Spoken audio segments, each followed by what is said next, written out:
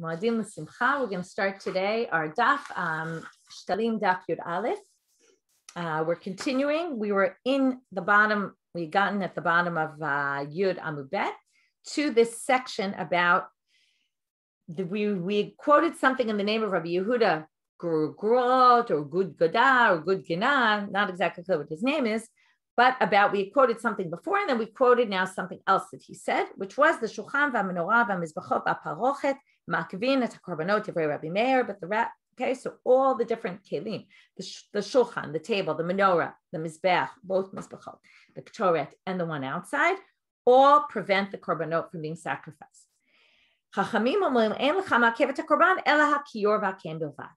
Okay, now there's two ways to read this. Either it's just what we talked about, the yesod, the part at the bottom of the not the yesod, the sovev, the part in the middle where the kohanim will walk around and use for the sprinkling of the blood, and the karkom and the kranot and the corners of the altar, which means it's all about the blood. The blood is the most important.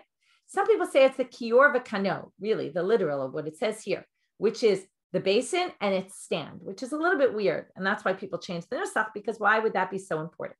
But you could say that maybe it really is important because you can't do anything without purifying yourself. Really, all the rest of the kelim are not important. It's the ones that purify, that they use to wash their hands to make sure they were pure.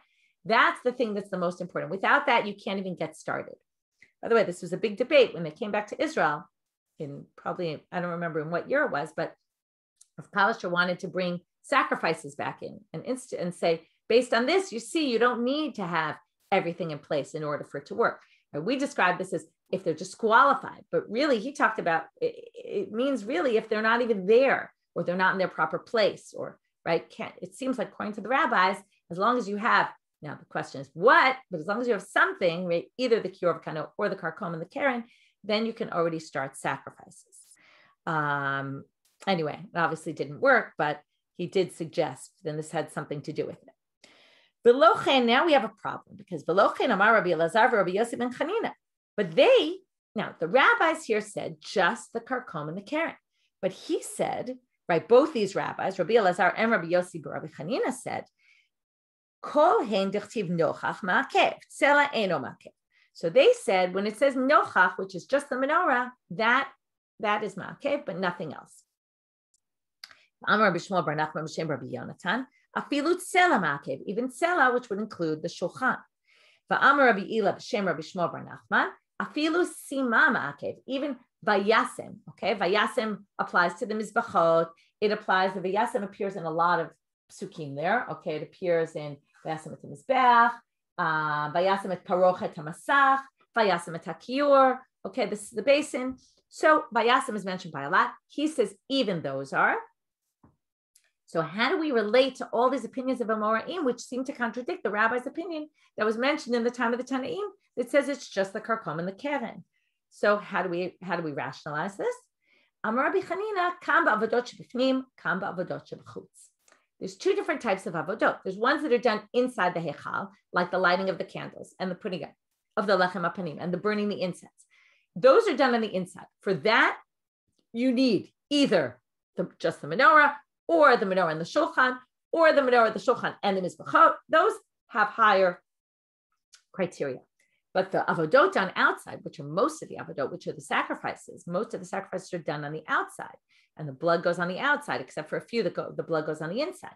So the ones that on the outside, that all you need is, again, either kiyor v'kano, the basin and its stand, or the karkom and the keren, again, depending on your nusach, the sovev part, the part that goes around in the middle of the altar, the middle of the height of the altar, and the kranot, the corners of the altar.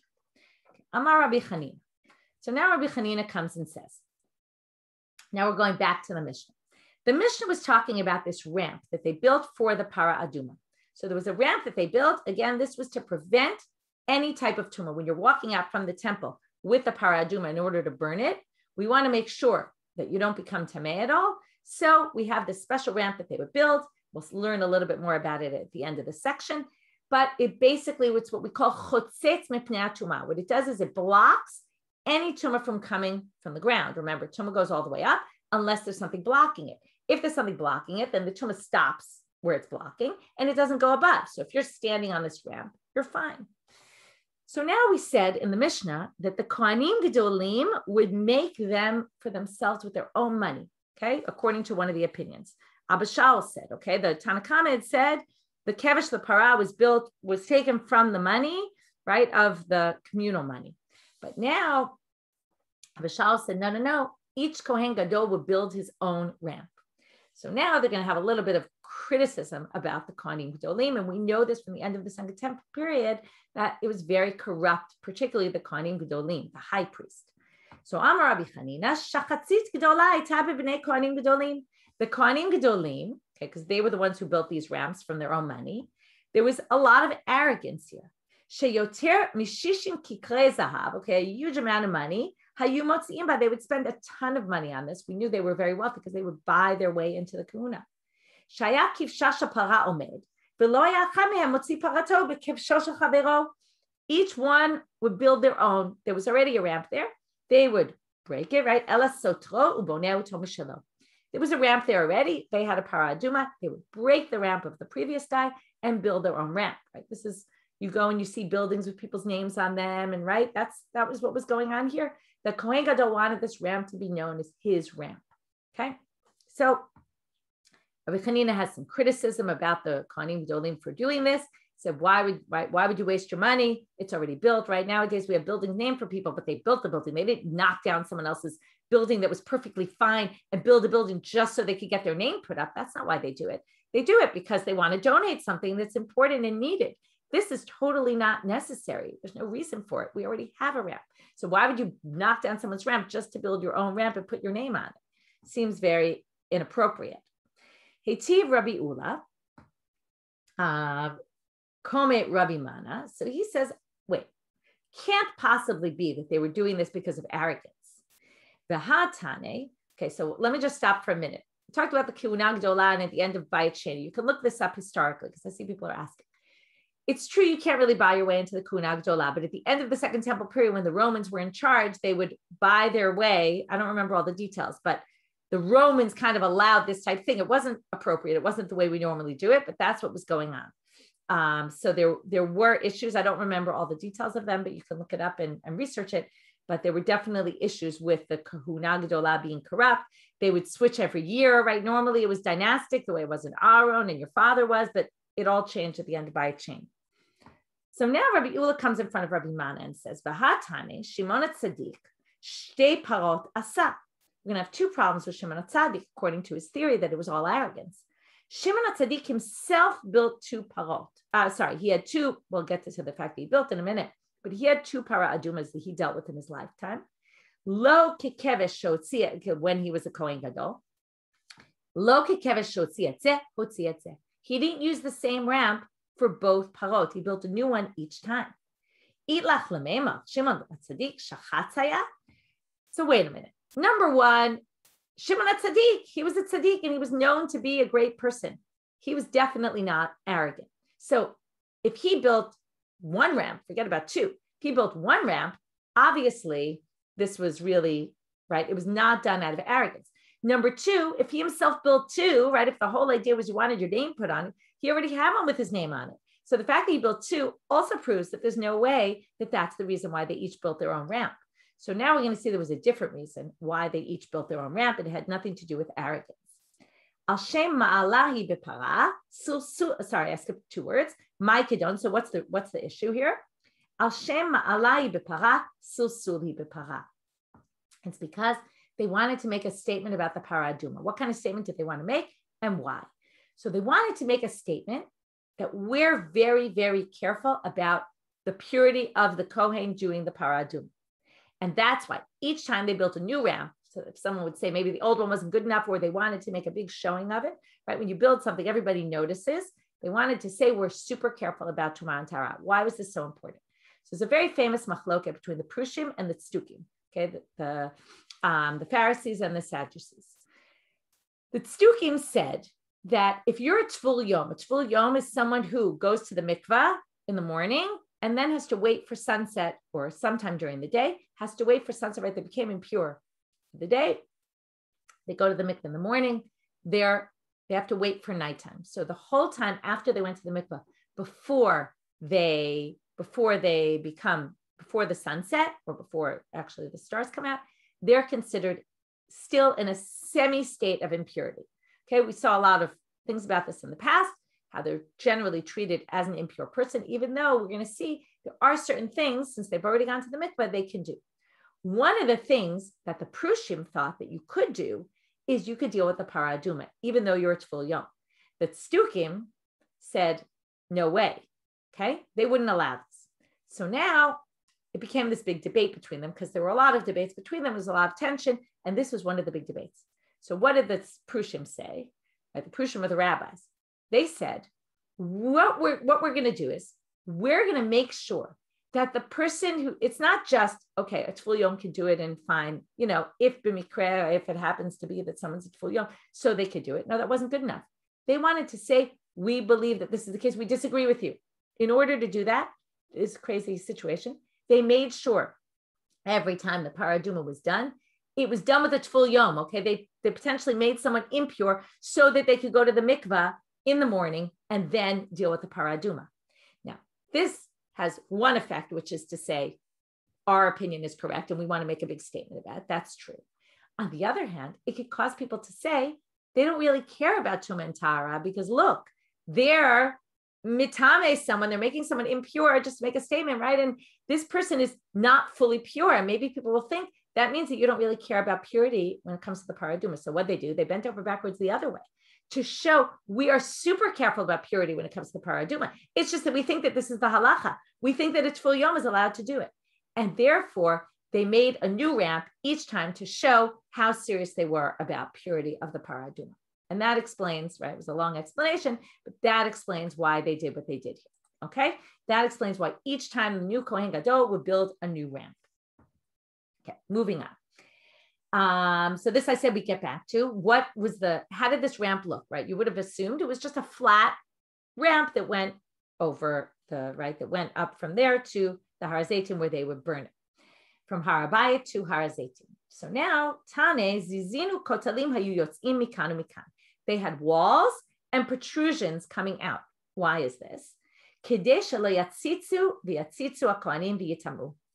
Shelo Yetzu v'Yatzitzu HaKohanim v'Yitamu. We're worried that if we had just a ramp without sides, what might happen? The Kohen might lean over as he's going, right? He wants to look around, or I don't know what. He might look over. If he leans over, what will happen? Again, he might go over some area that's impure, and then it'll become impure again, because there the tumah will go up. As long as he's on the ramp, he's fine. But if he leans over, then the tumah can come up and make him impure. So they made walls and even protrusions coming out. So if he were to lean over the wall, at least there'd be a protrusion, and that protrusion was blocking the tumah, right? The protrusion, I assume, was perpendicular to the wall, so that basically it would prevent you from being able to become tamei at all. So both walls and protrusions, again, showing how much they went out of their way to ensure that there wasn't any impurity. Now back to the Mishnah. One of the other issues discussed in this Mishnah, that was just the ramp of the para aduma. That's what we dealt with so far. Now we're getting to this machloket Rabbi Ishmael versus Rabbi Akiva, Rabbi Chanina Skana Kohanim about the motar perot. If you remember, I shouldn't even say it's about the motar perot. It's really about this line. Okay, we have this line, motar sharei lishka ma yosim bahen. What can you do with the items that are left, like the wine and the oil and the flour? Lochim bahem yeno, or even just leftover money. Okay, leftover money that's left. What can you do with it? You can buy yenot shmani muslatot v'asachar lahekdesh. You can make money off of it. So Rabbi Ishmael, invest it and use it to sell things. Okay, now then Rabbi Akiva says no. Ein mistaklim b'shal hekdesh. And not aniyim either. You can't do this with staka money. You can't start making money off of it. And then he says, motar truma mayu simba liku'e zahav. So what do you do with the motar truma? Then Rabbi Yishmael says, motar perot ketz hamizbeach. Now, what is motar perot? That he says, go to ketz hamizbeach. Remember what the ketz hamizbeach is. That's so that the altar shouldn't lie fallow, that nothing should be going on. So we have all this money. A lot of things get designated to korbanot olah, burnt offerings that just go on the altar when nothing's happening. I was thinking about this yesterday. It makes a lot of sense, right? We didn't really talk about it, stop to think about it, but imagine you go to the temple and they bring, what do they bring every day? The korban tamid in the morning, one in the afternoon. But imagine you go at some point during the day, and there's nothing going on there, right? You can imagine the Kohanim sitting around twiddling their thumbs. They have nothing to do. It looks like a disrespectful temple, right? People are sitting around, they're not doing anything. So you can understand why they wanted the altar to be busy all the time, because otherwise it looks like here we have this temple and nobody's offering anything. So it makes a lot of sense, this idea about the Ketz HaMizbeach. So now he says the extra money from the peirot, okay, from the fruits, whatever that means, goes to the Ketz HaMizbeach. And then at the end of the Mishnah, then it brought Rabbi Akiva and Rabbi Hanan Yiskan Kohanim, what you do with other things. They don't mention Motar Peirot. And it says at the end, V'zeh v'zeh lo hayu modim b'peirot. Neither one agreed about the Peirot. Now, the simple reading of this Mishnah is Motar Peirot is the proceeds from this business deal that you do. And we already saw that Rabbi Akiva and Rabbi Hanan Yiskan Kohanim didn't agree that you can do business dealings. And that's that line that says neither accepted that there was this concept of Motar Peirot, because Motar Peirot were it was the income that you got from selling all the stuff from the investment part, which they thought you couldn't do. That's one way of reading this Mishnah, but we're going to see that not everybody reads it this way. So we're going to start with this explanation, the one that I just said. Rabbi Akiva Omer, Amos Taklin. Okay, so first of all, before we get there, we have one thing about Rabbi Akiva and presumably Rabbi Hanan Yiskan Kohanim, who didn't agree with this whole idea that you can't invest the money. They're now going to say, before we get to the part I just mentioned, but they're now going to say, well, there is a way you can invest their money. Okay, Ela imratza. This is a classic, by the way, that the Mishnah says you can't, and then they come up with a way that you can. Okay, so El imratza yehav seid shalo baschar lahekdesh mutal. If you decide I'm going to invest the money, but if we lose money on the deal, I will pay out of pocket whatever the loss is. The whole problem is we don't want Hekdesh to lose money. So if you say, I'll accept the loss on me, then you can do it, then you can invest the money. And how do we know this? Kahadar Bar Zmina. Remember, Rabbi Akiva said not for Hekdesh and also not for poor people. So now we're going to see two cases with orphans. Orphans are usually considered poor because they didn't have their own money and they lived off of other people who helped. So now, Kahadar Bar Zmina, Itpiki Gabe Medal Yatmin, he had money from Yatomim that he was basically watching over. Right, it was kind of like a trust fund, and he was in charge of it. He asked Rabbi Mana, "Can I invest this money?" Amar le, if you want to say the loss will be on me, I'll accept. If there's a loss, I'll pay out of pocket. But the proceeds, whatever we make, will be divided into the Yatomim will get half, and you'll get half. Then shari, then it's allowed. You can actually do it in that way.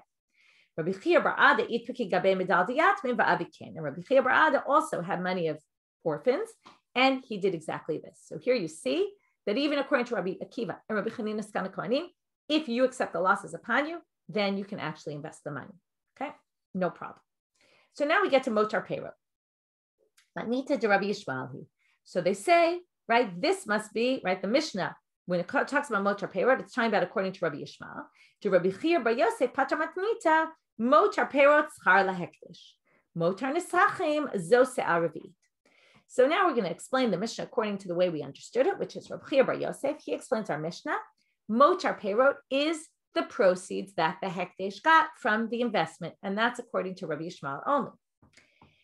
What's motar nisachim? What are leftover nisachim? Those are se'ah revi'it. What does that mean? If you remember, we talked about they set the prices in the beginning of the month, and if the price went up, then you were locked into that price, and the hekdesh doesn't have to spend any more for the higher price.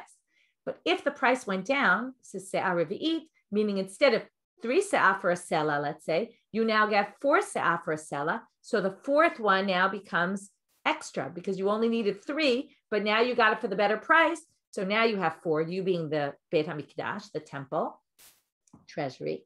So what do you do with that extra money now? You have an extra se'ah, basically. You have an extra se'ah of, let's say it's fine flour. So now what do you do with that? That's what we call the motar nisachim. And that's what, there's a debate in the Mishnah, what you do with them, right? We saw Rabbi Akiva says motar nisachim l'klei sharei. Rabbi Hanan Yiskan Kohanim said it's l'ketz hamizbeach. Okay, that's motar nisachim. That works very well with the pshat of our Mishnah. But Rabbi Yochanan's is not going to work so well. Rabbi Yochanan pater matnita motar peirot zo se'ah revi'it. He says the motar peirot is se'ah revi'it, which then we're going to have the problem. Why does it say zeh v'zeh didn't agree about peirot? Everyone agrees about se'ah revi'it. So we're going to have to deal with that.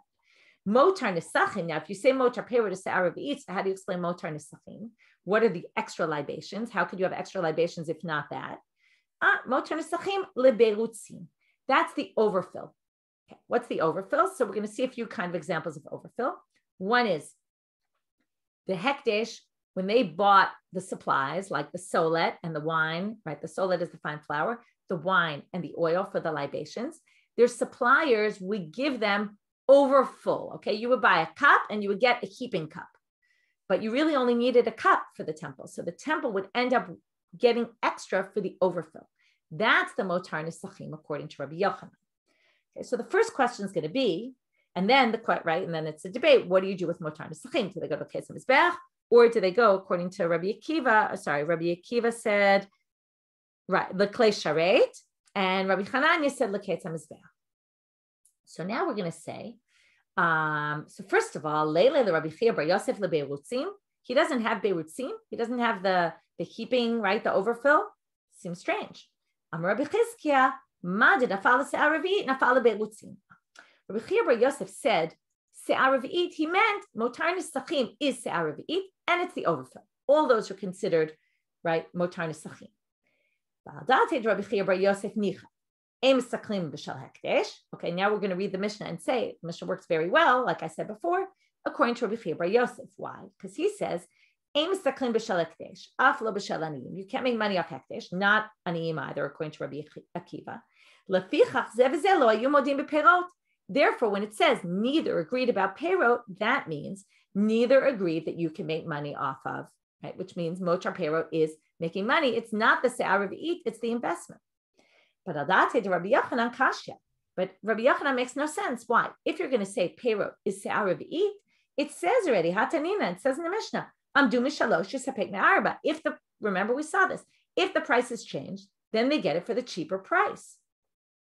So, as they get, if the prices went, changed, they said we were going to buy 3 for a sela, and then it became 4, they get the 4 and not the 3. That's right. So if that's the case, everyone agrees. And yet it says the Rabbi Kiva and Rabbi Chanina didn't agree about perot. So that doesn't make any sense. So what are they going to answer? We're now going to understand that line totally differently. This is a little hard to understand according to the Pshat, because if you notice in the Mishnah, they all say the motar of this goes to this, the motar of that goes to that. So is going to mean you can't use it for this, but you could use it for that. It should have specified it. But in any case, we're going to say, obviously, Rabbi Yochanan must have understood it differently, and it must mean they didn't agree that the perot go to Ketz HaMizbeach, that if you have berutzim, this overfill, if you have se'ar revi'it, the hekdesh got it for a better price and now has extra. They didn't agree that it goes to Ketz HaMizbeach. It doesn't go to buy sacrifices that are going to go on the altar when nothing else is happening. But they did agree that it would go to buy klei sharet. It would go to buy utensils for the temple. That you could use it for. So that's what that line means according to Rabbi Yochanan. So we now have 2 different ways of understanding the Mishnah. Is the motar perot the proceeds from the investment, or does it mean the se'ar revi'it, this extra money that the hekdesh got, the extra supplies that the hekdesh got when the prices went down? Now they say, Ad kedon berutzei tzibur. I understand you're talking about berutzei tzibur. This is all when the hekdesh buys too much, right? But afilu berutzei yachid. But you also mean, when you say overflow, it sounds like any kind of overflow. So let's say I sanctified. Now, there's another way I said before, berutzim could be in different ways. That berutzim was they bought too much, right, from the temple, which already became sanctified when the temple buys it, because they take their money that's sanctified from the Trumat Lishka, they pay for nisachim, the supplies, and now it becomes sanctified as soon as, right, what happens? We'll see this in the next mission also. The money, the sanctity goes from the coins, which were sanctified, and it moves on to, right, the coins are no longer sanctified then, and the sanctity moves to the items. So they're sanctified. And that's how we get this berutzim that are sanctified. Another way you can have overflow is, let's say you fill up for your sacrifice. You're an individual, you're going to bring a korban mincha. So you get together your flour and you put it in a klei sharet in the temple, okay? Either you do it or the Kohen does it, let's say. So the Kohen takes your flour that you gave him, but you gave him too much. He puts it all into the kli, and then he kind of gets rid of the extra. Now, that extra already went into the kli, and we're going to talk about, wasn't really in the kli, so we're going to talk about the overfill in a minute. But right now, assume it got into the kli, it became sanctified. So now we're going to say, or Beirutzei Yachid, also you're going to say they go to Klei Sharet, according to those two guys, according to Rabbi Yochanan's interpretation. What's the problem? Well, the problem is, V'lo nimtzu Klei Sharet ba'im mishel Yachid. But we can't have items in the temple coming from individual money. This is something owned by me, let's say. Let's say it was my overflow. So my overflow has my name on it. We can't have tziburi items, things for the public, which is the Klei Sharet, that are in the temple, that sanctify things, that are used to hold items and sanctify them. You can't have those being bought with individual money. We already talked about that. So then, if you remember, we already talked about it, but we had a solution. Right? You could have a woman who makes a ketonet. She can sew the cloak for her son, the Kohen. That's as long as she says, yes, I made this, but I'm now giving it to the public. Same thing with your overfill. Your overfill was yours, but you could say, I'm giving it to the public. I'm already going to tell you, there's many different ways to interpret this. I'm going to interpret it only one way, but know that if you look at your commentaries on the side or whatever kind of Gemara you're using, you might see a different interpretation. You might see a different nusach, different words. So just go with my interpretation for now. You're free to read any other interpretations you want. So now Beirutzei Lach. Lach is liquids and Yavesh is solids. We understand Beirutzei Lach. Why? When you put an item in a Kli Sharet, what happens if you pour water, or let's say wine, you're pouring wine for the libation, and it overflows? What happens to the overflow? It drips down the side of the Kli. Now, assuming, and there's a debate about this, whether the sides of the Kli were sanctified, the inside and the outside, is it only for liquids or also maybe for dry measuring cups? I'm not going to get into that. Let's just assume in general that happens. So as soon as my liquid goes into the cup and then overflows, so the stuff that's going to overflow never made it into the cup, but it did touch the sides of the cup, because when it overflows, it touches the outside. So assuming that it's sanctified, both inside and the outside of the Kli is sanctified, then all of the overflow touch the Kli, which means it's sanctified. So that makes sense. But afilu beirutzei yavesh, would it also apply for dry ingredients? What happens with dry ingredients? When you have an overflow, right? Overfill, what are you going to have? It's going to be at the top, like a little, right? You imagine you have a big bowl, right? Here's a mug. Okay. Now you fill it up. And then at the top, you're going to have it's going to go like a cone, like an upside down cone. And it's never going to touch the sides of the utensil. So if that's the case, right? Are you going to say that that's sanctified and then it has to go l'klei sharet? It doesn't make sense. So kahi de tanin and taman, no, it does make sense. Why? And this is why you'll see it's a little difficult, because it doesn't really address it head on. But let's just read it anyway. Here's another case of overflow or extra. Problem is, it's not really overfill here, and that's a bit of a problem. But what they say here is, if I have nisachim that I sanctified in a kli, and it turns out my sacrifice became, that's what happens. We say this in our davening today on Musaf. Niskehem, right? Minchatam v'niskehem kimidubar. The minchas and the nisachim, right? Each korban has its own, not all the korbanot, but certain types of korbanot had nisachim. So now what happens? The nisachim that go in a kli, and then the sacrifice becomes disqualified. What happens? Im yesham zevach hachel. And so now what happened? I designated these nisachim for this korban. This korban is no longer. So what do I do with the nisachim? So it's another case of extra. Okay, it's not exactly overfill, and that's a bit of the problem, but we're going to assume that maybe there was overfill here. Im yesham zevach hacher yekrivu imo. There's another sacrifice, use it there. Vim lav. Now here it's a little bit tricky how to read this. Lanu yifsalu belina. If not, if they were left overnight, then they get disqualified. Then they get disqualified basically by being left overnight, because you can't leave these things overnight. So basically, what do they say? So again, it's a little bit complicated because it doesn't really talk about overfill here. It's a bit of a problem. But therefore, they're going to say, here you see they make no distinction between liquid and dry. And therefore, they're going to assume that they're the same. Again, it's a weak argument, and that's why there's different nischaot here and there's different versions. Another explanation, by the way, is that when you do use liquids, sometimes they can actually sit. You can have something overflowing a little bit and staying in the vessel still. And it all moves around. So anything that's at the top could have been in the middle and it all mixes up. It's another possible interpretation. Many different interpretations here, how exactly to understand all this. Okay, we're going to move on though, in the interest of time. New halach. Motar haktoret ma yuosimba. Now we have an issue. We talked about that at the end of the year, you have to use this year's money for this year's sacrifices, and likewise for this year's incense. Okay, with the korban tamid, every day in the morning and the afternoon, they would burn incense. They would prepare at the beginning of the year 368 portions of incense. Why? Okay, 365 days of the year. You might say, wait a minute, Hebrew calendar doesn't have that many days, 354. We'll get back to that in a minute. They would prepare 365 portions, double portions, right, for morning and evening.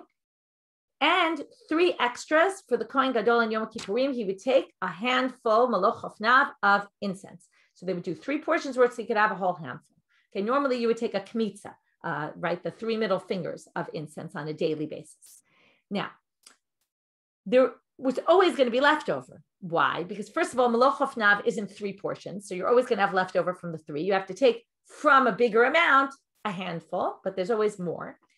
Some Kohanim might have bigger or smaller hands, and the Hebrew calendar was only 354 days. So every year there's going to be extra, other than possibly, and this is why they did 365, in a leap year, you're going to need more, right? So that's why, since the leap years correct it so that ultimately we have, on average, 365 days in, right, a year for, let's say, a number of years, right? In 19-year cycle, there's 7 leap years. So altogether, that will equal up to 365 days a year on average. So therefore, they made the ketoret based on that, okay? But what's the problem? So we're assuming you have to carry over your extra to the next year so that when you have a leap year, you'll be able to do that. The problem is this year's incense was prepared with this year's money. So we have a problem. So how do you do it? So this is going to be a little bit complicated. Hope you can follow. Ma yuosimba. So how did they do it? Mafrishim mimena schar ha'umnim u'mechalalin ota al ma'ot ha'umnim. You take the amount of ketoret that you have left, and you value it at, we owe money to this person in the temple who did work for the temple. Okay, you can pay for, right, we saw that you can pay for money, right? What do you pay for? We saw this yesterday, right? It was yesterday's. What do you do it, right? If you pay for salaries for people who did work. So you take the amount of ketoret that you owe. Now you also have money designated that you're supposed to pay these people. So what do? This is what we talked about before, that you move sanctity from one to the other. So you take money that was from the Trumat Alishka that you should have paid them for. Let's say it's 100 shekels. So you take 100 shekels of money from the Trumat Alishka. You take the 100 shekels worth of ketoret, and you take the sanctity of the ketoret, and you move it onto the coins.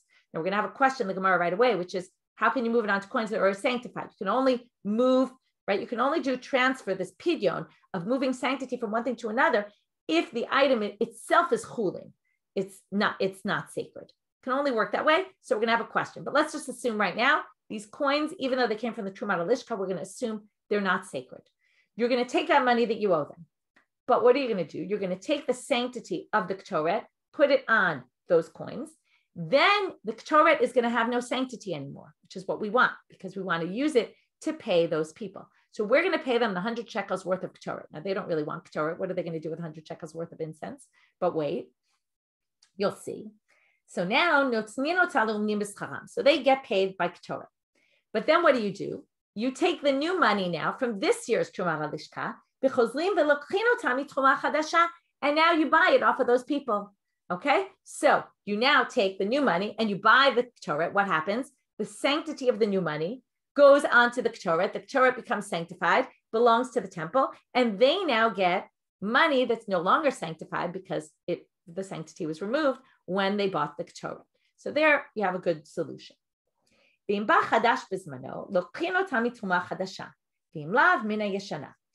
this is under the condition that you have new money, that the money came on time. It's very interesting to think that maybe no money came on time, right? Let's say people didn't pay this year for some reason. It was a tough year. People didn't pay their money on time. If not, well, b'diavad, okay, if you have no choice, you're allowed to use last year's money, buy it for this year. Normally you can't use last year's money, but if there's no money left and you need to buy the ketoret, so you can do it with the old money. Okay, that's only if you're stuck. I'm just going to mention, we'll talk about this more tomorrow. It's Machloka ben Azai and the rabbis about whether if I take money from the temple, which is sanctified, and I pay someone who did work, does the money lose its sanctity? Because where does the money go? If I can move it onto Ketoret, it has something tangible to move on to. Can I move it on to work that someone did? Can you pay someone directly from the treasury money without redeeming it? Nobody wants sanctified money. They have nothing to do with it. So if you're going to pay someone, you have to pay them in a way that the sanctity gets removed. This Mishnah seems to imply, like Ben Azai, that the sanctity doesn't get removed if you just paid them, because otherwise you could just pay them in the Ketoret. The sanctity would be removed from the Ketoret and go on the work that they did. Okay, whereas Ben Azai says that's a problem, which is why it seems like this Mishnah goes like Ben Azai. Some people have different ways of understanding it. I'm just going to kind of leave it out there for right now. Okay, like I said, these dapim, there's a lot in them, and that's why it's taking longer than usual to teach them, and also things are a little bit more confusing because not everything is so clear cut, and there's many different interpretations. So I'm trying to give you a taste of it without going too much into everything. So now the Gemara asks what I said before, which is how can you redeem the sanctity of the Ketoret onto money that was already sanctified? Because Trumat Alishka money is sanctified. So how do you do that? So wait, you have to do one more thing, they say. Something not mentioned in the Mishnah because the Mishnah doesn't make sense to them.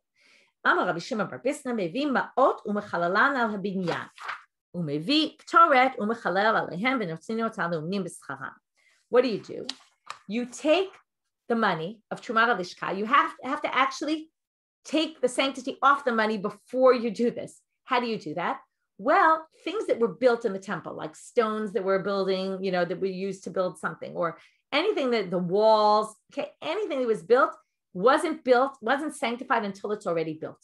Why? Because maybe you'll lean on something or you'll use it and then you'll end up with, you could lean on a wall and then say, you could be chayav me'ila because you used something that was sanctified for your own benefit. So therefore they would wait to sanctify things that were built in the temple until they were already built. So what would they do? They would take some section that wasn't sanctified yet. They would take the money, redeem it onto that, sanctify that area, the value of whatever money it was. Let's say it was 100 shekels. So 100 shekels worth of building materials that were already built, some section that was built in the temple. They would redeem it onto that. Then the money would lose its sanctity. Then they'd be able to move the Ketoret onto that money. Okay. And then again, they would pay the people in Ketoret. Then they would take new money and buy the Ketoret from them. And with that, they would have new Ketoret that was sanctified for the temple. However, what's the next problem? What did they do with that money now? Because that money is now sanctified. What can be done with that money? Okay, so otam ma'ot maya sebehen. Rebbe says, I say, yinatznu lebeit garma ulebeit avtina shayu b'ki'im b'pitum haktoret u'b'maaseh lechem hapanim. Use it to pay the people who knew how to do the ketoret and the ones who did the lechem hapanim, the specialists in those fields, which we're going to get to soon. They give it, that money was sanctified and could be used to pay those people. By the way, since this is money, what sanctity does it have? This year's or last year's? It has last year's sanctity because we just took the Ketoret, which was last year's money, right? Last year's Ketoret, and we removed the sanctity and put it onto this money. So therefore, this money can only go to pay. This is, by the way, a problem because this sounds like you can pay directly with sanctified money to these other people, which goes a little bit against our Mishnah. Anyway, like I said, another question raised. But this has to be that you owe them money from the previous year. It can't be that you're giving them an advance on their salary for next year because you can only pay this year for this year and last year for last year. And last year, this is last year's money because it's the Ketoret from last year. So it has to be that you owe the money from last year. Rabbi Shiur bar Babai, he asked a question. Lo hayu chayavim lahom misha rishona. What do you do if you didn't, right? What do you do with the money if you don't owe them anything? Let's say they're already paid for the year and now you can't pay them for next year. So what do you do with it? So this is, I like to say a few weeks ago, we were in our Pesachim, and anytime they didn't know why we did something at the Seder, we always say, Kadesh Yishalu Atinokot, right? So that the kids will ask. So now our default answer when it comes to sanctified items of the temple, you don't know what to do with them, is always Ketz HaMizbeach. So that's what he's going to say. Ata Rabbi Ba b'shem Rabbi Chia b'shem Yosef b'shem Rabbi Yossi mikaitzim behenet HaMizbeach. The money then, if it's sanctified money, you have nothing else to do with it, use it to buy korbanot, burnt offerings, they're going to go, animals for burnt offerings, they're going to go on the olah. Okay, I'm sorry, they're going to go on the altar when there's nothing else happening on the altar. So now, I don't know if you paid attention, you probably didn't, but if you noticed, this question was Rabbi Chia bar Ba asked the question, what do you do if you don't owe the money from last year? And Rabbi Ba comes in the name of Rabbi Chia, which seems to be the same Rabbi Chia, and who says in the name of Rabbi Yossi, Mekaitzim behem et hamizbech. So Rabbi Chia asked a question, and Rabbi Ba answered it from what Rabbi Chia himself said. That sounds a little bit strange. So that's what they're going to ask. So Rabbi Ba bar Kohen, Bai Komi Rabbi Yossi, he gets up in front of Rabbi Yossi and he says, Michlaf shitate de Rabbi Chia bar Ba, and something's a little bit mixed up here. Taman Srichale, first he asked the question, V'chapash pshitale, but then it was obvious to him the answer. So how could it be he asked a question and then had an obvious answer that came from him? So what did they answer? Had Srichale b'klei sharet, had pshitale b'ketz lamizbeach. What was obvious to him was the answer they brought in his name, which was they go to Ketz HaMizbeach. But that wasn't his question. His question, in which case we don't really end up with an answer to his question. His question was, can we use them to buy utensils in the temple? If we have the sanctified money from last year, we can't use it for items for this year, but can we at least buy clay sharet with them? Can we buy sanctified utensils for use in the temple? Can we buy them? And that's the question, and there's no answer given. Okay, de'it pogum. Now, there's a machloket about this, and this is why he questioned. Pitma b'chulin, Rabbi Yossi be Rabbi Chanina amar psula, Rabbi Yoshua ben Levi amar kshera. There's this debate between Rabbi Yossi, Rabbi Chanina, and Rabbi Yoshua ben Levi about whether when you prepared the k'choret, was it prepared in a sanctified utensil or not. So, if you did it, pitma means you prepared the k'choret. If you prepared it in a chulin vessel, a regular vessel, is it okay or not? So Rabbi Yosef, Rabbi Chanina says it's disqualified. Rabbi Yoshua ben Levi says it's fine. What's his reason? It says in the verse, Kodesh He. Big problem with this verse. There is no real verse that says Kodesh He. Certainly not when it comes to the K'toreh. So there's a debate. Some people say, I put it in your sheet, that it's Kodesh He Lecha, Yiyeh Lecha, that it's that pasuk, it's a different pasuk. Anyway, I'm not going to get into the details here. There seems to be a problem with the verse. This happens sometimes where they quote a verse that doesn't really exist. Or it doesn't really, right? So it seems like maybe there was a mistake here. Maybe someone wrote a shortened version and someone just, when they were copying the manuscript, they kind of filled it in the way they thought, or something. Not so clear how these mistakes happen. But anyway, he has some verse where he darshans it. Shetehe havayata b'kodesh. It needs to be created in sanctity, which means in a sanctified vessel. My time to Rabbi Yoshua ben Levi, he says, Kodesh He takes the same verse, which is a problematic verse, but the same verse. Shetehe ba mitrumat lishka. No, Kodesh He means you buy it with the money, you buy the ingredients with the money of the Trumat Alishka, but it doesn't mean that it becomes sanctified in this vessel, right? You can prepare it in your own kelim, wherever you want, and then bring it to the temple and sanctify it later. Am Rabbi Yossi Rabbi Bon, Ata Rabbi Yossi Rabbi Chanina Kishmua, or Rabbi Yoshua ben Levi Ki Rabbi Yochanan. Now they're going to say each opinion matches up to a different opinion of a different Amora. The Tanina says in the Mishnah, it's the Mishnah in tomorrow's daf. If you say all my property is going to be sanctified, and within your possession, what do you have? You have things that are worthy of public sacrifice. Now, Rabbi Yochanan says, Amal, K'toret, the only thing this could possibly be referring to is the K'toret. Why? What do you mean? You could bring animals for korbanot tzibur, wine, oil, solet, right? The flour, all those things. So why does it say specifically K'toret? Why is that? Because all those other items can also be used for individual sacrifices. So if they wanted to say it's something that could go on the altar, it would have said something that could go on the altar. It wouldn't have said something that's korbanot tzibur. The only thing that you could possibly have that's only for public offerings and not for private would be k'toret, because incense didn't go with private offerings. So therefore he says it's talking about k'toret. Now, how could you possibly have, if you're, this goes back to what we saw earlier, you can only sanctify something if it was not sanctified to begin with. So Magdish nechasav, and you had k'toret, it must be you had k'toret that wasn't sanctified. How could you possibly have k'toret that wasn't sanctified? Because it must be k'toret could be prepared in a clay, regular clay, not a sanctified one. If it was already sanctified, this wouldn't be relevant. It was already sanctified before you said, I'm sanctifying everything in my house. But Rabbi Yoshai says you can't prove it from there. Remember, we just talked about in our Mishnah that you could pay someone with k'toret in which case, and then the Ktoret becomes chulin with last year's, you could have a case where the Ktoret wasn't sanctified yet. Now it's true, Gita, you're asking about you can't prepare Ktoret for personal use, but we're talking about someone who had in his house Ktoret that wasn't yet sanctified. He had prepared it for the temple, and then basically he says, I sanctify everything in my house, so is it sanctified, right? That's the issue. Now what about the other opinion? The machteshet that they used, that was the mortar that they used, the mortar and pestle that they used to crush the spices, that was sanctified. That was sanctified. Then obviously when they prepared it that way, they sanctified it. It was sanctified immediately in a klei sharet. Amar Rabbi Yossi b'Rabbi Bun. Amara Rabbi Chuna kamei Rabbi Yossi. Davar shekadesh b'klei sharet nifteh. Wait a minute. If something was sanctified in a klei sharet, that means it has kedushat haguf. That means you can't redeem it. If something is sanctified, like an animal, we talked about it, you can't do a tmura. You can't replace the animal. Once it's sanctified, it's sanctified. So if you put something in a kli sharet, it becomes sanctified. So how could our Mishnah make any sense? What did we do with our Mishnah? We took the sanctity off the Torah. How can you possibly do that if it has kedushat haguf? So therefore, it's a question on the opinion that says it was sanctified in a kli sharet. Sanctified in a kli sharet, it must be it's sanctified kedushat haguf.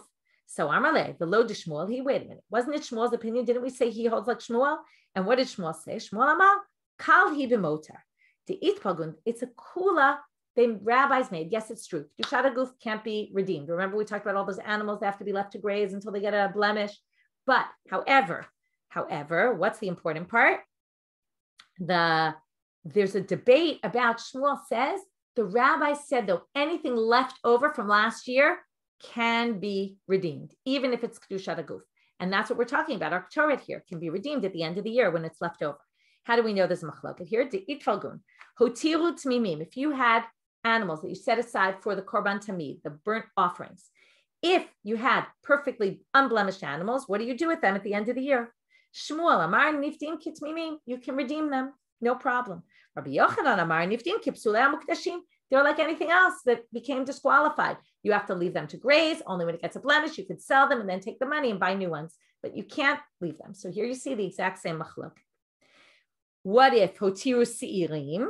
What if you left over the seirim that they use for the seirizim lechatat? This we use on Rosh Chodesh, and on holidays we would bring a goat for a sin offering. Al date de Shmuel, so they say according to Shmuel, imola niftet lo koshken chadat. If you could redeem an ola, which is a higher level of sanctity, of course you can redeem a sin offering. But al date de Rabbi Yochanan, what about, he says a burnt offering has to be left to graze. What about a sin offering? Maybe we could be more lenient. So Amar Rabbi Zera Yiru. Amar Rabbi Shmuel bar Rabbi Yitzchak mekaitzim behenet hamizbech. There's a machloket what you do with them. Rabbi Zera says they have to be left to graze, just like the burnt offering. But the second opinion, Rabbi Shmuel bar Rabbi Yitzchak says you can use them for kaitz hamizbech. Okay, you can put them on as extra animals, not for the offerings for this year, but yes, you can bring them for this year, but for the kaitz hamizbech, not for, let's say, a korban tamid. But wait a minute. How could you possibly do that? Yesh chatacha kreva ola. Can you take something that was designated as sin offering and use it for an ola? Remember we have that whole thing in the previous Masechet about Pesach shelo lishma and a chatat shelo lishma is disqualified. You take a chatat and you turn it into something else, it doesn't work. So how can you do that? Rabbi Yossi shniyahi she'ein korbanot zibornik be'in ela b'shchita. That's all for a personal sin offering. But if you have a communal sin offering, that was never really designated. Even though I say it's a chatat, it's not designated until I slaughter it. So the Pesach, remember we said that's an individual offering, even though it's communal, right? But it's an individual. That I designated it from moment A, when I set it aside, it's a Pesach. It has the name Pesach on it. That was all those sugyas we got into. But if it's communal offering, like a korban tamid or something, it's never, or anything, right? The series in the chatat, it's not designated as a chatat until you slaughter it. Okay, so there's a difference between communal and individual offerings. Second answer, maybe that's not true. It's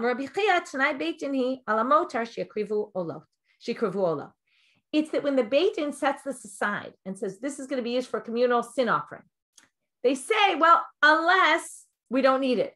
Okay, so they stipulate from the beginning, yes, it's a sin offering, but only if we need it for this year. If we don't need it for this year, then it's going to be an ola. And that's why you're allowed to switch it. And with that, we finish this halacha. We will start tomorrow with the next halacha. I see someone's writing about the Beit Garmu and the Beit Avtinas. We're going to see them much more in detail over the next few days. We're going to have a lot of details about all the people and the secrets and some interesting stories about it.